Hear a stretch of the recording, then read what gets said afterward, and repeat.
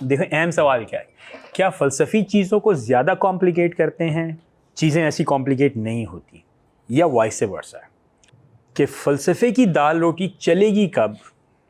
जब वो चीज़ों को कॉम्प्लिकेट नहीं करेंगे। सही है। तो लेकिन क्या ये बात दुरुस्त है? ये बहुत अहम सवाल है। तो आप इसको इस तरह देखिए कि आप डॉक्टर्स के पास तो जाते हैं, सही है। आपको मैं अपनी स्टोरी सुनाता हूँ। मुझे हार्ट अटैक हुआ, जिस दिन हार्ट अटैक हुआ उस दिन की स्टोरी सुनाता हूँ। सुबह नॉर्मल डे था, मैं अपने जिम गया, 30 मिनट 40 मिनट की एक्सरसाइज की, थोड़ा सा पढ़ना वढ़ना था, उन दिनों में कोविड के दिन थे, पढ़ा वढ़ा। 4 बजे अपने एक दोस्त के पास गया, 3 बजे, 4:30 बजे मैं जब घर के लिए वापस निकला 5 बजे, तो मेरे इधर दर्द होना शुरू हो गया। नॉर्मल, मैंने भिंडी विंडी शायद खाई हुई थी। मैंने कहा यार ऐसी, इट वॉज सो टेरेबल कि मैं गाड़ी मोटरसाइकिल, ज़िंदगी में मुझे ऐसा लगा कि यार ये तो मोटरसाइकिल चल ही नहीं रही मुझसे। तो मैंने गाड़ी मोटरसाइकिल रोकी, साइड पे की, शायद 1 सेकंड 2 सेकंड के बाद फिर मैंने कहा नहीं यार मैं चलता हूँ। हॉस्पिटल के बिल्कुल करीब जाके मैं रुका, और मैंने यही सोच रहा था यार मैं घर जाऊँ या यहीं से दवाई ले लूँ, घर जाऊँ या यहीं से। तो and this is all very common, ये आप सबके साथ होगा, यू नोबडी नोज़। फाइनली मैं वहाँ बैठ गया, ये फैसला करने के लिए आया मुझे घर जाना चाहिए नहीं जाना चाहिए। शायद 5 मिनट मैं बाहर बैठा हूँ और फिर मैं हॉस्पिटल के अंदर गया। नहीं मैंने कहा दवाई लेके जाऊँ यार, वापस आऊँगा, फिर मेरा घर थोड़ा सा दूर है काफ़ी, तो मैं ये कह रहा था यार ये वापस आना पड़ेगा। आप सुस्ती और काहिली की इंतहा देखें, हार्ट अटैक हुआ और मैं कह यार दवाई लेने के लिए मैं वापस क्या आऊँगा, यहीं से जाते हुए ले जाता। सो केयरलेसनेस। अंदर गया, पेट में दर्द हो रहा है, इधर हो रहा है, तो डॉक्टर, और उस डॉक्टर को भी शायद मेरे काजों में वो डॉक्टर नहीं था, और उससे पहले भी मुझे 1-2 दफ़ा बड़े तल्ख तजर्बात में मैंने उसको देखा, मैंने कहा यार ये क्या बताएगा। तो फाइनली उसने कहा कि नहीं हम आपकी ECG करेंगे, आपको पेन हो रहा है? मैंने कहा चलो कर लो, चलो कर लो। तो उसने कहा कि, उसने भी सही नहीं बताया, उसने कहा कि आप घर नहीं जाएं, आप ऐसा करें हॉस्पिटल जाएं, जाके चेक करवा के आएँ, सही नहीं लग रहा। आई टुक इट वेरी लाइट। बहरहाल मैंने कहा चलो दिखा ही लेते हैं, क्या ही हो जाएगा। तो एक दोस्त आए, तो हम लोग आ गए हॉस्पिटल में, ये जो डब्बा है, वेरी कैजुअल, वेरी कैजुअल। मैंने कहा यार ये ऐसी बिल बनाएंगे, ये करेंगे, हाँ बाँश हाँ 100 चीज़ें मेरे जहन में आती। सर दे इमीडिएटली डिसाइडेड कि हम आपको जाने ही नहीं देंगे। मैंने कहा व्हाट इज़ दिस भाई, दर्द हो रहा है, तुम तो दवाई ववाई दो, जो भी है वी विल सी दैट। उसने कहा नहीं ये नहीं जा नहीं सकते आप। And then we had to decide कि भाई हमें ये करना है। Now where is the simple mind? The simple mind says wow क्या है। सो कॉम्प्लेक्सिटीज को बारे में जानना, आप ये कहोगे कि क्या फिलोसॉफिकल कंस्ट्रक्ट है, क्या ज्यादा नॉलेज होना प्रॉब्लम है, या ज्यादा नॉलेज होना शायद आपके लिए बेहतर हो? मेरी बात समझ में आ रही है? फर्दर कॉम्प्लिकेट करता हूं। जब मैंने पूछा डॉक्टर से भाई मुझे ही क्यों है, मैं तो सुबह जिम गया हूं। उन्होंने कहा अच्छा जिम में क्या तुमने किया? अच्छा ये किया। तो अभी साथ साथ वो लगे हुए थे ना, वो जो ये यहाँ से वो करके इंजेक्ट हो, तो पूछ रहे थे क्या करते हैं आप भी? बताया ये करता हूँ ये करता हूँ। अच्छा क्या जिम जाते हैं? मैंने कहा, मैंने बताया हाँ, तो मैं तो जिम भी गया हुआ था, मैं तो इतना हेल्दी हूँ, आप मुझे क्यों कर रहे हो ये? तो उन्होंने कहा हो जाता है, कोई मसला नहीं है। तो क्या खाते हैं जिम में आप जाके, क्या चीज़ इस्तेमाल करते हैं? उनके जहन में था। तो मैंने कहा हाँ मैं वो जो होता है प्रोटीन शेक। उन्होंने कहा क्यों ले रहे हो तुम प्रोटीन शेक, तुम्हें तो लेने की ज़रूरत नहीं है। मैं उनसे पूछ रहा, मैंने कहा मुझे क्यों हुआ है, मैं तो नॉर्मल हूँ, इतनी रनिंग करके आया हूँ, ये है वो है। They couldn't explain that. सही है, लेकिन सवाल ये पैदा हो रहा है ना कि भाई एक बंदा रेगुलर काम कर रहा है, लाइफ इज गोइंग, अचानक से ये हो रहा है। Doctors can not expel that out. So सवाल देखो, अहम जेन्युइन क्वेश्चन क्या है? जेन्युइन क्वेश्चन ये है, क्या ज्यादा जानना ये क्या ज्यादा जानना सुपरफिशियल है या यूजलेस है, या आप ये कहो कि इसकी कोई ज़रूरत नहीं होती है। Why are you making things complicated? या ज़्यादा जानना ब्लेसिंग होती है? ये इस सवाल का जवाब आप कैसे देंगे? अगर हम यही कहें, so why is it important कि हमारे मुल्क के जो पॉलिटिकल स्ट्रक्चर होता है, why should they have the principles, सफारतकार, they have the technical knowledge, they have everything, so much complicated things कि हमें पढ़ते सीखते चीज़ें, and still at the end of the day आप बताओ कि कई दफ़ा आपको लोग आउटस्मार्ट कर देते हैं। आपके अपने कंट्री के साथ कई दफ़ा ऐसी चीज़ें हुई हैं। so much privileged people have been outsmarted by the others। सही है, कुछ दफ़ा आपने भी किया होगा। Are you getting my point? So the question is कि भाई ये जो ज़्यादा इल्म है क्या है, ये यानी यूजलेस है, जैसे कि मैंने इस क्वेश्चन इसी वजह उठाया। तो क्या एपिक्यूरियंस का ये कहना है कि is it really an elitism of the philosophers that they have made superficial building of concepts and conflicts for no reason whatsoever? Things, life is very simple. Is life really simple? ये है वो सवाल, ठीक है। और इस सवाल के ऊपर हम लोग इंशाअल्लाह ताला, मेरा ख्याल है आगे जाके थोड़ी सी बहस करनी चाहिए। जब भी मौका मिलेगा हमें, आपसे भी मैं आपकी राय लूँगा। बट इस सवाल के जवाब को आप ज़रा देखें कि क्या। अच्छा, स्ट्राइक्स, ये दूसरा ग्रोह था। कौन सा? बज़ाहिर इंटरप्रिटेशन जो कि मेल्चर्ट ने की है तो यही है कि चूँकि पॉलिटिकल चेंजेस आ रहे थे तो लिहाजा उसने ये किया है। तो सवाल ये पैदा होता है कि it may be and it may not be, both are possibility. हाँ, जो आम फलसफे इसकी इंटरप्रिटेशन में एक और जगह भी लग रहा है, इन्होंने प्लाटून के बारे में एक मैथमेटिशियन का एब्स्ट्रैक्ट में सोचता था, इस वजह से उसकी नज़रिया ये है। लेकिन अरस्तू के बारे में फिर क्या राय है? अरस्तू बिल्कुल बायोलॉजिस्ट था, हाँ, बिल्कुल यही देखता था, तो उसने अपना नज़रिया यही इंप्लीमेंट कर दिया। लेकिन ये तो उससे इख्तलाफ करते हैं, ये कहते हैं क्या ज़रूरत है आपको अनमूव्ड मूवर और नूस के बारे में सोचने की, और इतनी कॉम्प्लिकेटेड कि वो समझ में नहीं आ रहा और फिर तुम खामोश भी रहे हो। सो ये ना यूजलेस है, ज़िंदगी तो बहुत सादा सी है। सादे से क्या, एक आम आदमी को देखो वो किस तरह प्लेजर्स के साथ अपनी ज़िंदगी के साथ मोटिवेट हो रहा है, दैट्स इट। खुदा नज़र नहीं आ रहा, क्या ज़रूरत है? मौत है ही नहीं है, कहाँ है मौत? और अगर मौत में है भी तो जब तुम मर जाओगे उसके बाद फिर जो कुछ मर्जी हो तुम्हारे साथ, तुम क्यों इतनी ज़्यादा सोच रहे हो? सो मेरा ख्याल है कि अरस्तू इस तरह नहीं सोच रहा था, सही है। तो मुझे ऐसा लग रहा है कि हालात के अंदर दे मे बी प्रमोटिंग दैट कि यार वो यूजलेस चीज़ है, हमारी इस दुनिया में अपनी शायद काम आएगा। This is what everybody also thinks about philosophy, कि फ़िलासफ़ी सोच कर हमें क्या फ़ायदा होगा, कोई फ़ायदा नहीं होता। हाँ, ये जैसे इस तरह के जुमले होते हैं, और भी बहुत सारे जुमले हैं वो मुझे पता हैं। तो जो है वो इस तरह के जुमले बता के तो फिर ओके। सो स्ट्राइक्स का जो पहला प्रिंसिपल था वो ये था कि हार्मनी, यानी किससे? With nature. अपने इंटेंशंस को हार्मोनाइज करो नेचर के साथ। This is what they used to say, this would make your life happy. जिंदगी के मीनिंग्स को अगर आपने तलाश करना है तो आपने क्या करना है? अपने ख्यालात को हम-आहंग करो नेचर के साथ, ठीक है। अच्छा जी, तो कैसे? तो उनका ये ख्याल था कि फ़िलासफ़ी आपको हेल्प कर सकती है कि भाई मकसद ज़िंदगी क्या है, वो आपको बता सकती है कि किन चीज़ों को आपको फॉलो नहीं करना है। तो फिर अब वो ये कहते थे कि यानी फ़र्ज़ करो कि आपका एटीट्यूड चीज़ों के बारे में क्या है, ये बड़ा अहम है।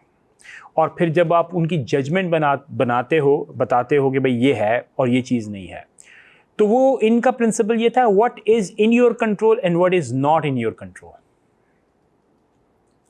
आपके बाद कंट्रोल में क्या, और ये वो जिसे हमारे यहाँ बड़े मोटिवेशनल स्पीकर्स होते हैं ना, वो ये कहते हैं कि अगर आप रिलैक्स होना चाहते हैं तो देखो किस चीज़ के ऊपर आपका कंट्रोल है। सो कंट्रोल में be coming from here, okay.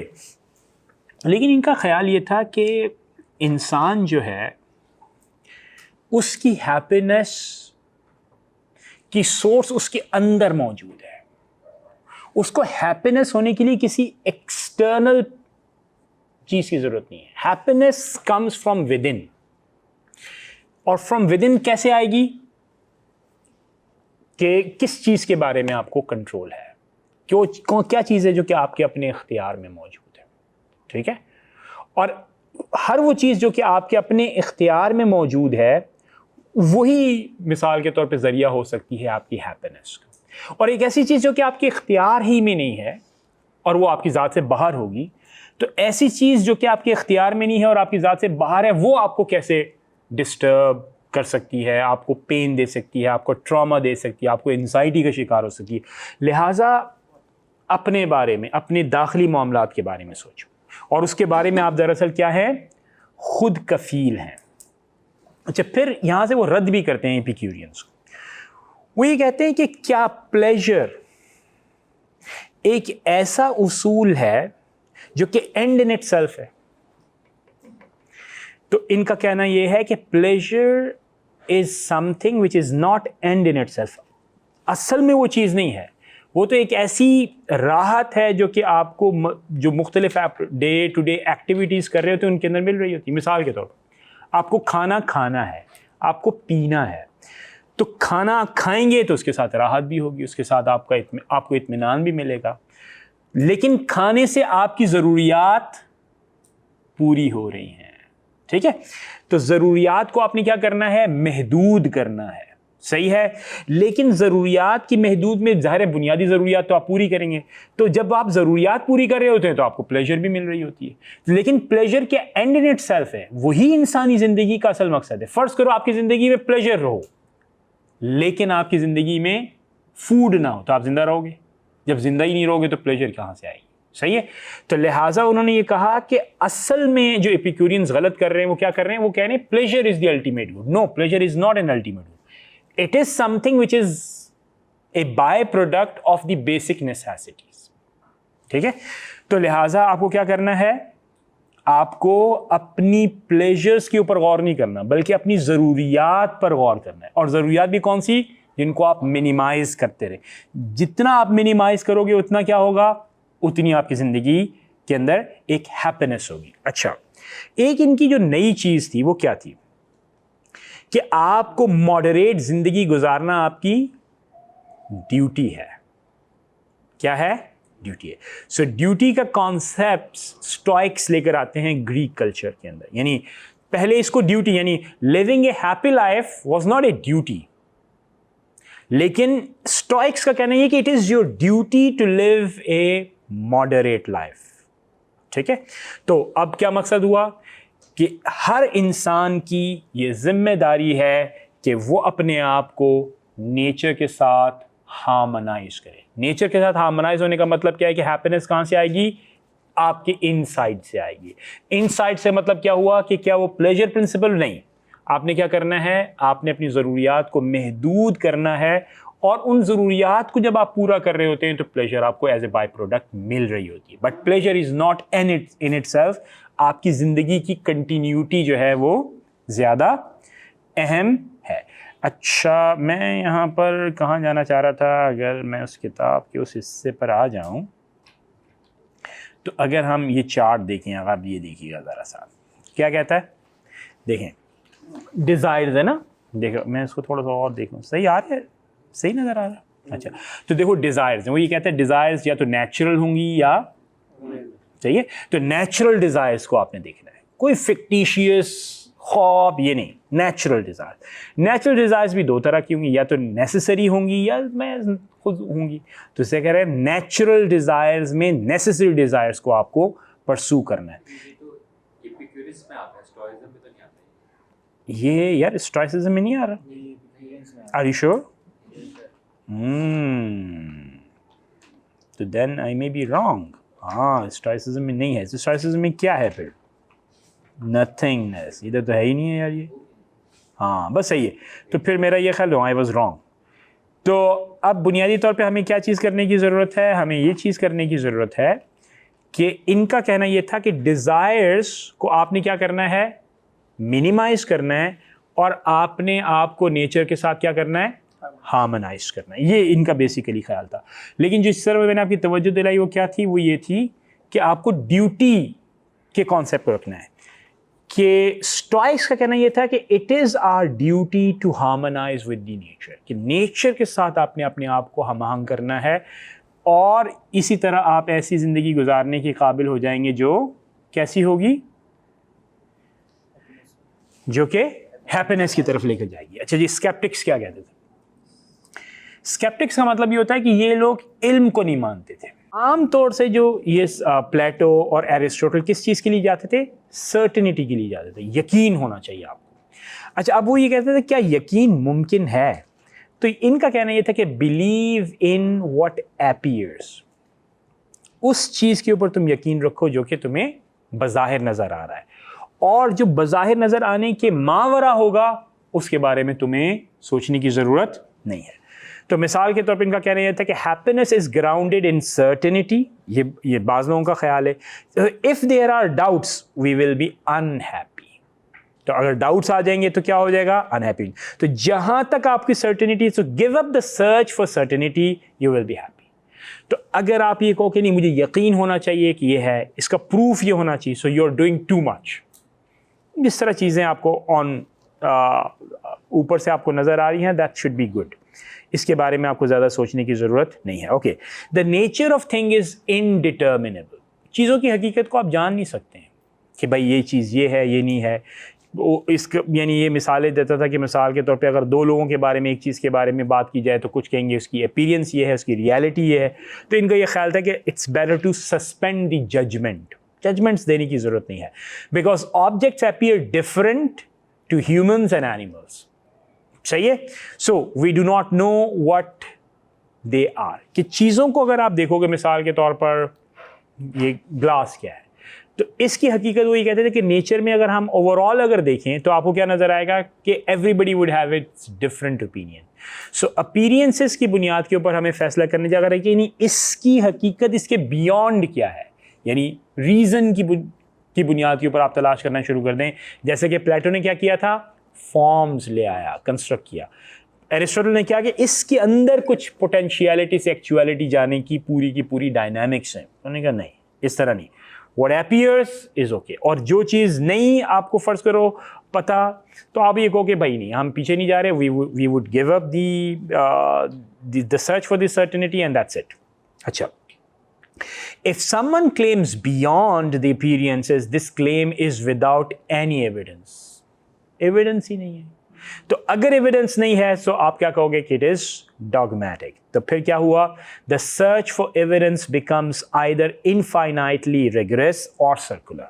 तो इनका ये कहना था कि फ़र्ज करो कि आपके सामने ये मिसाल के तौर पर ये मौजूद है, ठीक है? तो अब फ़र्ज़ करो कि ये मोबाइल है, तो इसकी एविडेंस फ़र्ज़ करो इसके बियॉन्ड आप जाओगे तो उसकी आपको कोई ना कोई एविडेंस देनी पड़ेगी।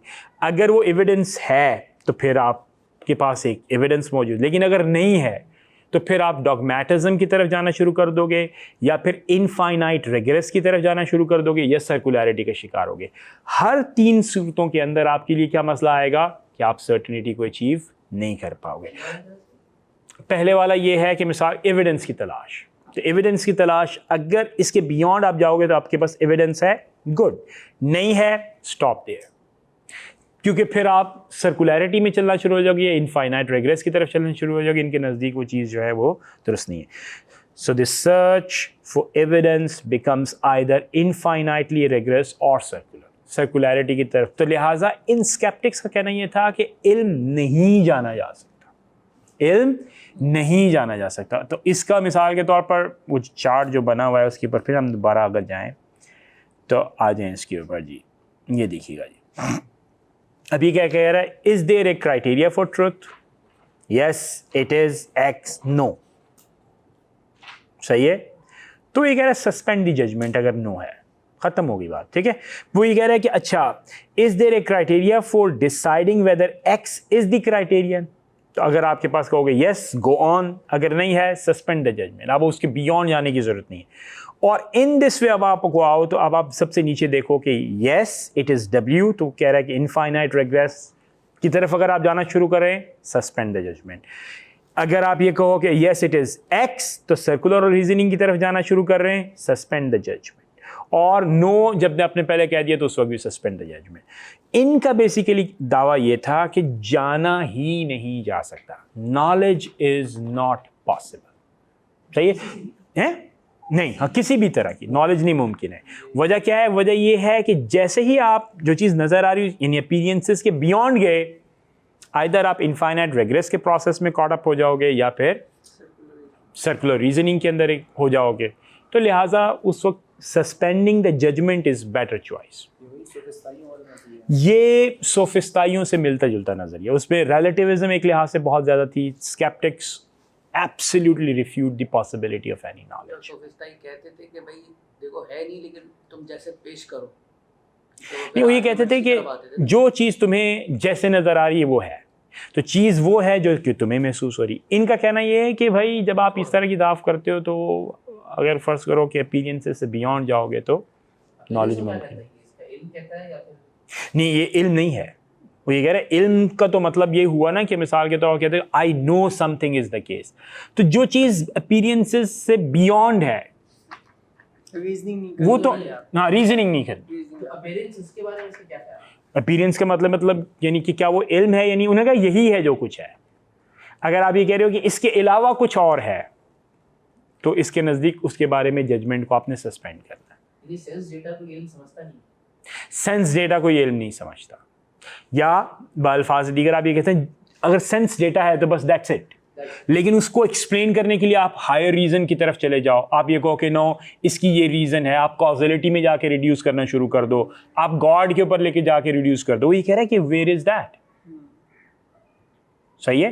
फिर अनमूव्ड मूवर की तरफ अगर आप चले गए हो तो फिर अगर ये सवाल उठाया जाए कि भाई अनमूव्ड मूवर का भी कोई ना कोई होना चाहिए, तो ये कहेगा इनफाइनाइट रेग्रेस की तरफ आप शिकार। So better suspend the judgment. Sir जैसे वो पूरा ऐसे ग्लास अपीयर हो रहा है आपके सामने, तो इससे आपके अंदर मुझे ग्लास नजर आ रहा है, ये नहीं कह सकते कि यहाँ ग्लास है। वही नहीं, वो ये कहेगा सस्पेंड द जजमेंट का मतलब है दिस इज ग्लास। अब आप ये कहो ये ग्लास जो है दरअसल एक खुदा है जिसने ये पैदा किया है, और उसने इसलिए रखा हुआ है कि फ़लसफ़ा चूँकि एक हिकमत का सब्जेक्ट है और इससे जो है रूहों तक रसाई हासिल और हकीकत कमा हिया नज़र आ जाती है, तो इसलिए ये खुदा ने रखा है ताकि इल्म की तलाश में कोई प्यासा जो है वो इस जहान फ़ानी से कूच ना कर जाए। वो ये नहीं स्टोरियाँ सुनाओ, ये ग्लास है बस, दैट्स इट। इसकी हकीकत क्या है, क्या ये मादी है, गैर मादी है, रूहानी है, नहीं है, इस तरफ नहीं जाए। तो फर्स्ट प्रिंसिपल के तो वो भी कायल थे ना, जैसा अरिस्टो का था, पर्टिकुलर्स तो है, उसको मानते थे वो। नहीं, इंडिविजुअल, वो ये कहते हैं इंडिविजुअल चीज़ें हैं बस। हाँ, पर्टिकुलर्स भी वो कह रहे हैं इंडिविजुअल चीज़ें हैं, बस यही है। Things are as they appear. चाहिए मेरा ये ख्याल है कि हमें इस पॉइंट पे आके रुकना चाहिए। हम कॉम्प्लिकेशन से सिंपलिसिटी की तरफ जा रहे हैं, लेकिन हम फिर दोबारा हम आए तो अभी तो बहुत दुनिया आगे जाएगी। सही है। तो लेकिन आज पेसिमिज्म का दौर है, बस ख़त्म। कल से फिर हम इंशाल्लाह शायद आगे रूहानियत की तरफ। अच्छा, अब हम आएंगे एक बहुत ही अहम बंदे के ऊपर, उसका नाम है प्लोटाइनस। ठीक है, प्लोटाइनस फाउंडर तो खैर नहीं कह सकते, लेकिन ये ज़रूर कह सकते बहुत ही इम्पॉर्टेंट फ़लसफ़ी था जिस बहुत ज़्यादा इम्पैक्ट डाला मिस्टिसिज्म के ऊपर मुस्लिम रिवायत में, और इसी तरह क्रिश्चियंस के ऊपर, सब लोगों के ऊपर। ठीक है, तो प्लोटाइनस जो है उसने जिस स्कूल को कायम किया उसको हम कहते हैं न्यू प्लेटोनिज्म, यानी प्लेटोनिक या प्लेटोनिज्म से न्यू प्लेटोनिज्म। लेकिन ये कहते हैं कि ये न्यू प्लेटोनिज्म में से प्लेटोनिज्म कुछ भी नहीं था, कोई नया प्लेटोनिज्म नहीं था, बल्कि वो चीज़ जो कि प्लेटो ने नहीं की इसने की।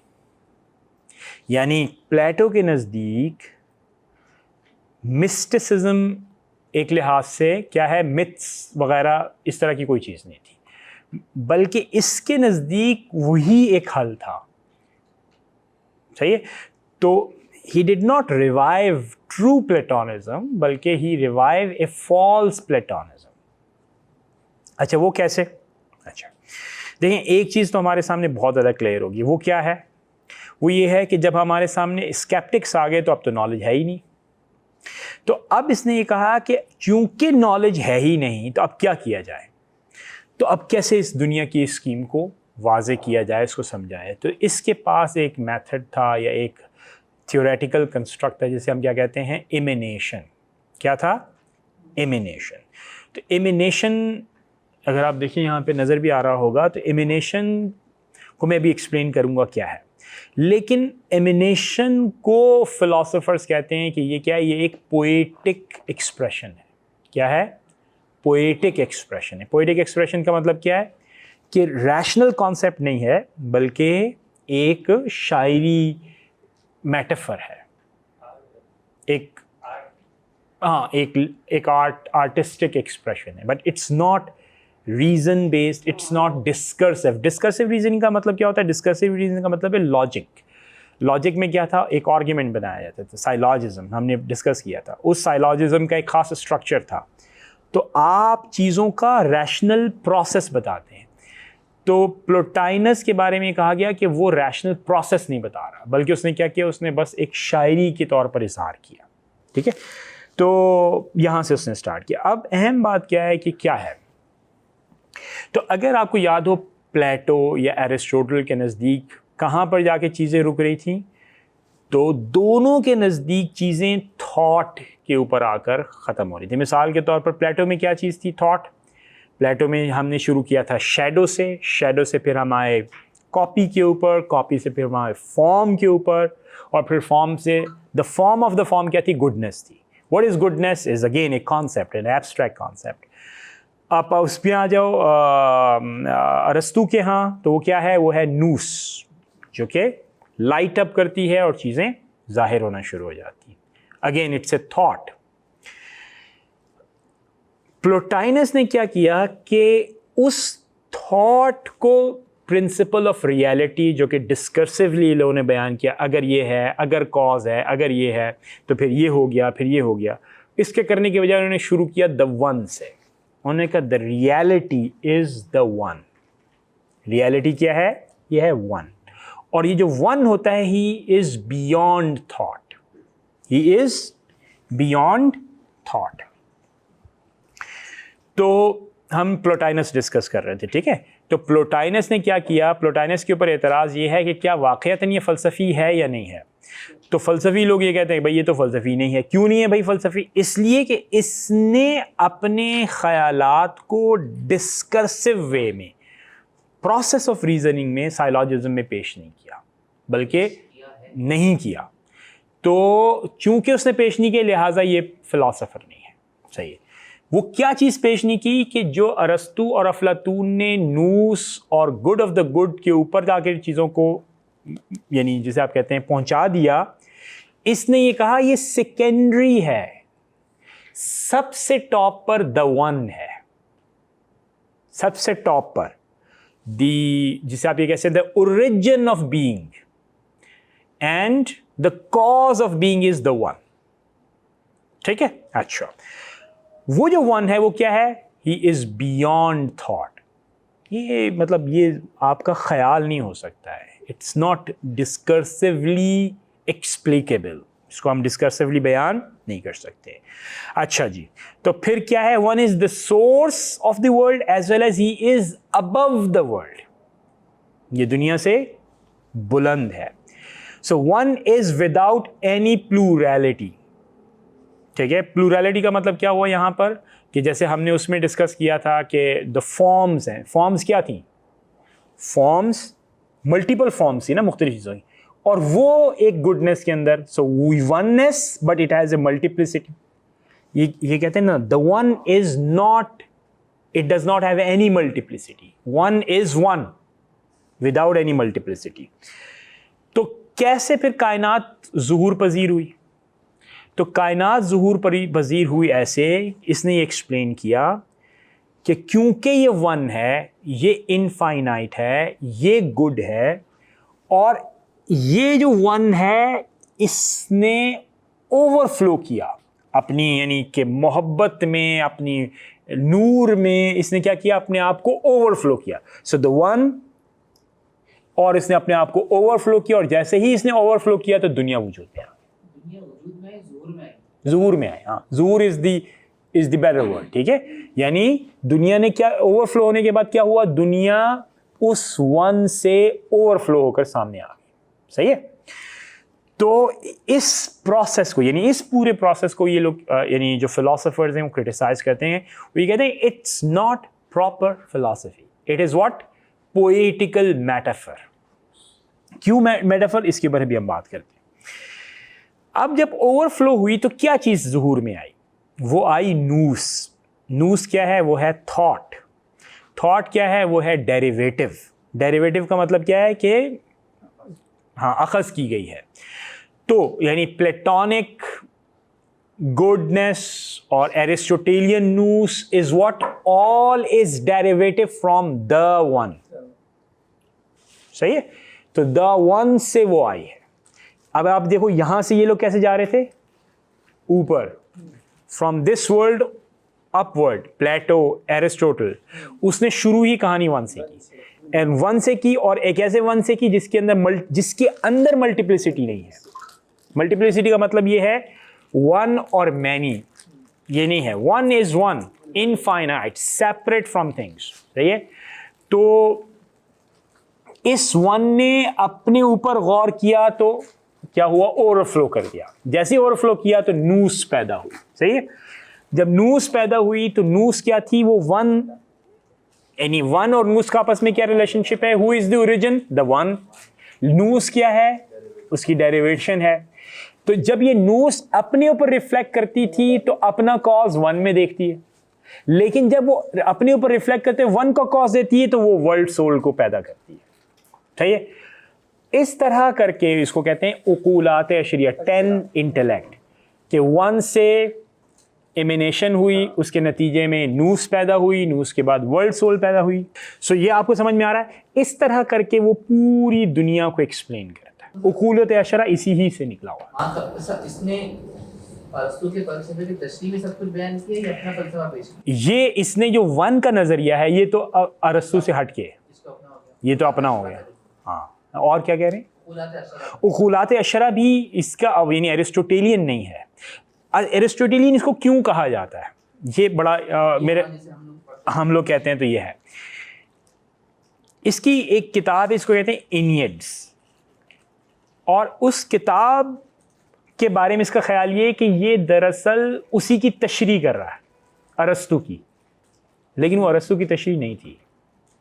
सो for a very very long time it has been understood by the commentators के वो अरस्तू है, वो इनियड्स था। तो जो लोग ये कहते हैं कि एरिस्टोटेलियन है, दरअसल वो कमेंटेटर्स की मिस्टेक है। कमेंटेटर्स की मिस्टेक क्या है कि there Enneads is Aristotle's book, it's not, it is the book of the Plotinus. सही है। और प्लोटाइनस की ये अपनी चीज है, जो इसी वजह से Aristotle is a philosopher from philosophers perspective, and Plotinus is not a philosopher from philosopher's perspective. What is the reason? अब बताओ रीजन क्या है। रीजन ये है कि ये कहता है कि वन, सोचो कि एक जैसे एक नूर है, एक लाइट है। तो अब लाइट जल रही है, तो ये कह रहे हैं जब लाइट फ्लैश अप हुई भी है, जल रही है, तो उसकी रोशनी है पूरी, उसके माँ सिवा सब कुछ क्या है, डार्कनेस है। अब ये लाइट की एक बीम है जो डार्कनेस तक जाती जाती जाती एक जगह जाके रुक जाएगी। जब रुकेगी that is the beginning of the matter. अब ये जो रोशनी जाती चली जा रही है, दिस इज कि भाई वो बता रहा है कि यानी वन के अलावा जो चीज़ें हैं वो दुनिया और उकूलात अशरा है। तो वो जो डिम होना है ग्रेजुअली, इसी से वो इन चीज़ों को एक्सप्लेन करता है। अब सवाल ये पैदा होता है कि overflow, what does it mean by overflow? What is the reasoning? What is the principle behind that? कि one thinking of itself overflows that. ठीक है। इस वजह से कहते हैं it is just mere a poetical metaphor. तो एक मेटाफर यानी एक इस्तियारे से, इस्तियारा सही लफ्ज है, मेटाफर की उर्दू क्या होती है? इस्तियारा। हाँ, तो एक इस्तियारे से आप पूरी यानी जो सबसे की फर्स्ट प्रिंसिपल होना चाहिए उसको आप एक्सप्लेन कर रहे हैं, तो ये महज एक शायर का शेर तो हो सकता है, लेकिन ये रीजनिंग नहीं है। इससे आप ऑब्जेक्टिविटी ऑफ रीजनिंग हासिल नहीं कर सकते। सही है? तो इन मानों में जो है इसको ये कहा जाता है कि ये एमिनेशन क्या थी, ये बेसिकली एक पोइटिकल एक्सप्रेशन है। ओके, अब इससे जो लोगों ने कहा कि ये क्यों सामने आया, तो ये कहते हैं कि it is an attempt to solve the dualism problem, the problem of dualism. Problem of dualism क्या था? मैटर और सोल का आपस में रिलेशनशिप, मैटर और फॉर्म का आपस में रिलेशनशिप। तो इसने ये कहा कि बजाय इसके कि मैं इसमें कॉट अप हूँ, मैं वन से शुरू करता हूँ और वहीं से मैटर को निचली वाली सतह के ऊपर मैं ले आऊँगा। तो इसको ये भी कहा जाता है कि ये it is A way of catharsis. Catharsis का मतलब क्या है कि अगर आपने आप को जिस्म और मादियत से पाक करना है, तो पहला स्टेज यही होगा कि आप अपने आप को मैटर से, फीलिंग से, इन चीज़ों से अपने आप को, जो भी सेंसुअस चीज़ें उनसे अपने आप को दूर करिए। That's the process number 1।